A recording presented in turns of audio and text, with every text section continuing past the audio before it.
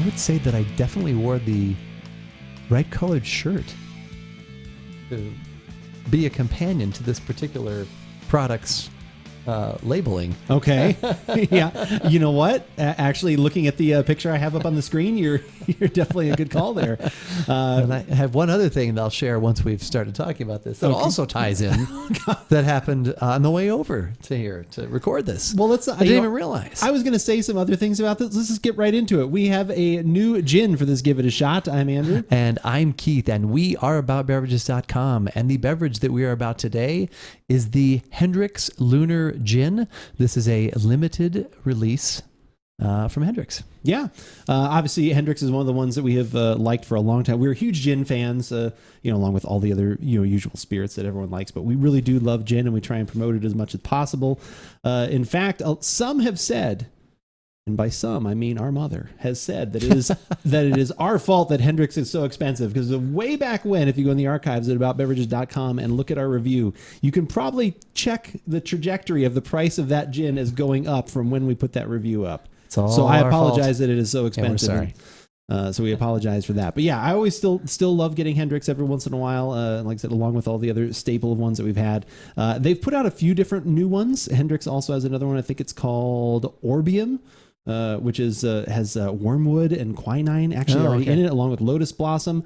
This one, unfortunately, it's kind of strange. They don't tell you exactly what's in it. No. The only thing they said on another, it's bathed in moon things or lunar petals.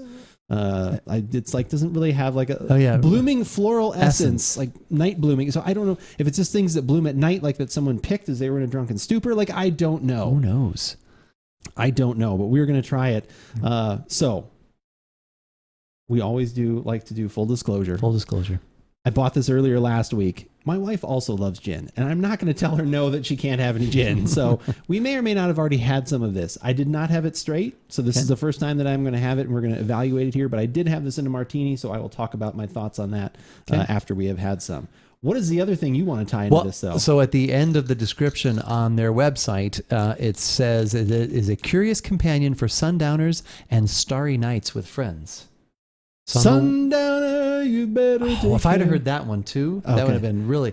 But I heard starry nights and moon. No, damn, that's snowy nights. Oh, I know. And Christmas lights. That's true. So you asked me the question. Do you want me to answer? All right, what was it? It was a song, but it was Vincent.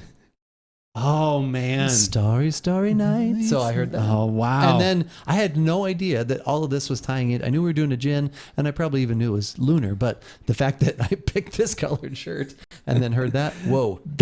All these things are coming together. What does it mean? I don't know. That's honestly pretty amazing, though. I love that song, though, too. Like, everyone always talks about American Pie by Don McLean. That's great. It's a great album. Vincent is just kind of on another level. Like, that song is just... Yeah. Listen to it. It's not going to be what you're expecting. It's definitely kind of folk song kind of trappings and things like. But the lyrics and just the metaphors, the symbolism, the literally what it's about, but then also how that can translate to God, I love that. That song is amazing. Wow, I'm kind of envious that you actually heard it.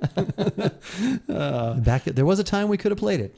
That's true. Honestly, yes. Yeah, there would have been a time. So yeah, just go to youtube.com and just search for Don McLean Vincent. I actually have looked for that on there before a few times and have found live versions of him doing it. And that's equally as beautiful and haunting, as they say. We're going to skip over color because that is silly to talk about. It's usually very with silly. Gin, except for there's one gin that we've had in the past, which you can see in the archives. The Magellan is a beautiful iris blue color. And wasn't there one from like Ballast Point or something that we had, or that was made by the people at Ballast Point? Yeah. Well, because it was rested for like 40 days in whiskey barrels, so it actually had a light. That's true. There were those two. Yeah, but for the most part, looks like water. I don't get baking spices. Baking spices? Isn't that what it said? Oh, I didn't see. Who would we were reading through that? I thought it said. It was when I was looking. Oh yeah, it does say Warren baking. Yeah, I definitely do not get that. It's so this is kind of weird, but it's sometimes you pull things out of your memory from like just long past, like aromas. It kind of smells like Orion's belt. Orion's Belt? The constellation. The lunar. Lunar constellation, Orion's Belt. It's got notes of that, which is strange. Are you serious? Yeah, I mean, usually sometimes it's Big Dipper. Like I thought Big Dipper at first, but no, it's definitely Orion's Belt. It's got very light citrus. I think there's definitely some juniper comes through there, but like Hendricks usually is, that one's on the mellower side for juniper forward gins. A little bit of citrus and almost maybe like a little bit of. There's like it's almost like there's 20% of like an Old Tom gin in there. There's like a little light sweet kind of creaminess at the very like back end of this, but it's very nice. And it does have that on the end of the aroma. There is like a citrusy note to it. I will say that there is something. I was almost going to say licorice, but it's not quite like that far. Like a sarsaparilla kind of thing. Like sometimes there's that is kind of mixed into that sweet, which sometimes I get out of an Old Tom style gin, or that creaminess. There's something herbally in there though that I can't. It's almost like warm spices. I think they have cucumber, like some baking spices. No, I don't get that at all. Okay. It's almost cucumbery, but that would probably be in their original. And who knows? I'm sure. Like maybe they use the base and. Yeah, I was gonna say. I bet they have like here's their base we're going with, and then you kind of build on top of that. Very nice though. Yeah, no, I like it. Good so far. Definitely on the subtle side, I would say. Like it's not right. Okay. And easy to. Yeah, well, you've had it open too for a little bit. I was gonna say that's true. Necessarily. Yeah, it's half gone. Yeah, it's almost gone. Yeah, this is actually the last bit. Yeah. All right. You've reconstituted with water. I did to make it go. I actually proofed it down because this one was 86. We usually like our gins at 80. It's a little too high. That's good. I mean, it's a lot of what I got in the aroma. Like I said, a little more juniper forward. I think the citrus is even dialed back even another notch in the taste. Yeah. It's still besides my slight cough there, it actually is very smooth. But kind of like definitely a little more heat going down than I thought for sure. A little more like extra warmth there at that proof. Like I'm kind of surprised, but I do get that licorice note in the taste. Okay. Yeah.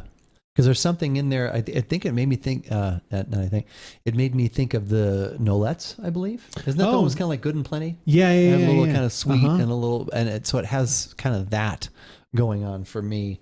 I don't really get a ton of the juniper. It's all sort of back. There's not a lot of the citrus, like you said, that was there, and that's not really too much there in the taste. So, in the taste. You made a martini. I'm guessing this made an okay martini. Yeah, it was good. Okay. Yeah. It wasn't like the best that I've ever had, but it was good. Yeah. I think that's the right move. I don't feel that, like, for me, when I pick a gin that's going to be for a gin and tonic, if I have like an actual choice, I mean, you can use almost anything in a gin and tonic. Like, so for the most part, it's going to taste pretty good. That's just a delicious, refreshing beverage. But if I actually want something that is going to complement the citrus and everything else in there, I usually like something that is a little more citrus forward, be it, the 209 gin that we've always talked about. I think the Gray Whale actually can work good for that because that's got a little bit of the kefir, or it's got lime in it. But like I'm looking for a little bit more of that to complement. And even surprisingly, the Plymouth is kind of like a good go-between. It's a little bit more toward like the classic savory like juniper, but it works really well in a gin and tonic too. But yeah, no, it made a good martini. I think it was a little on the lighter side because I think everything in here seems to be pulled back a little bit, which Hendricks kind of is now to my palate. Like I still enjoy Hendricks, but it's definitely more like kind of beginner's guide to gin. If you want something that's pretty smooth, it's not going to be too abrasive in any way, I think. And I think that's kind of where this one has gone as well. Where are you at on the night blooming floral essence though? Do you get any of that? Is that also known as licorice? No. I hope so. I don't know what that is. I don't either. If you guys know what that is, comment down below. Maybe let us know. Essence. Or if someone actually knows what the recipe is, or if Hendricks is actually watching this right now, would love to talk with them. Or if they want to comment below and say, here's some of the things we actually added in the recipe, I would love to know that kind of stuff. I think that's always super fascinating. Yeah, absolutely.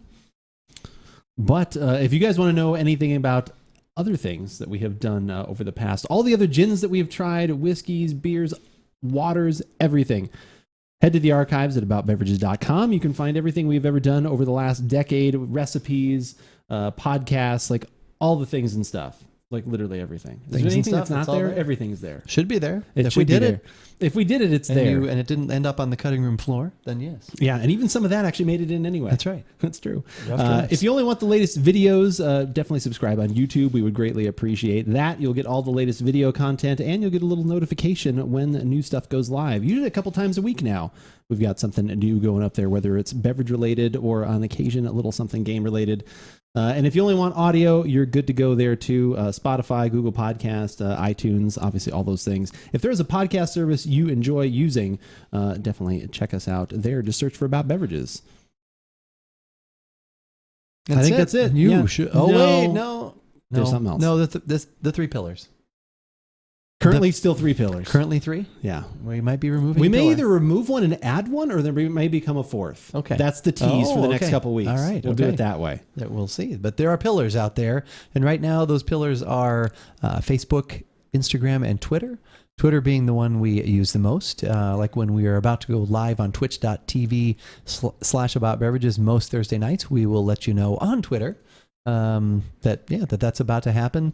And when we are on live Thursday nights doing this together, we're talking about all kinds of beverages and a lot of other things as well. But also Andrew's going to let you know throughout the week what he's going to be doing, when he's going to be getting rated by a party of 800.